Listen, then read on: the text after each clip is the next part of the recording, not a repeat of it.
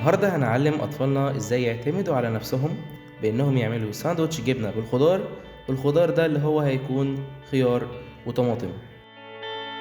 أول حاجة بنعرف أطفالنا خطوات عمل الساندوتش، وهي إننا نجهز الخضار. أول حاجة بنعملها إن إحنا نغسل الخضار كويس جدا.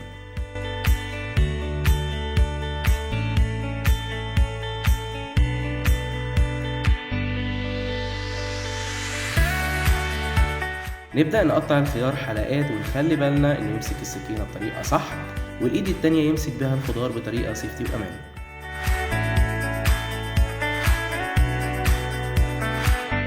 وبعدين نقطع الطماطم شرايح كبيرة ونخليه يقطع لوحده أو نقدم له مساعدة باستخدام النمذجة. وعشان نكون أكتر أمانا أثناء التدريب بنستخدم أدوات من البلاستيك لحين إتقان الأهداف.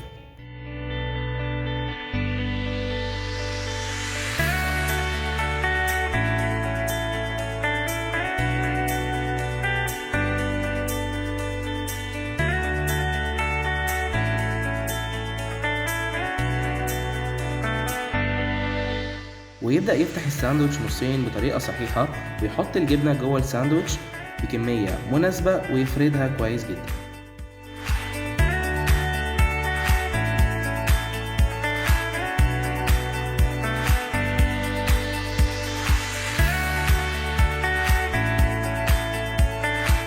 آخر حاجة يرص الخضار جوه الساندوتش ويقفل الساندوتش.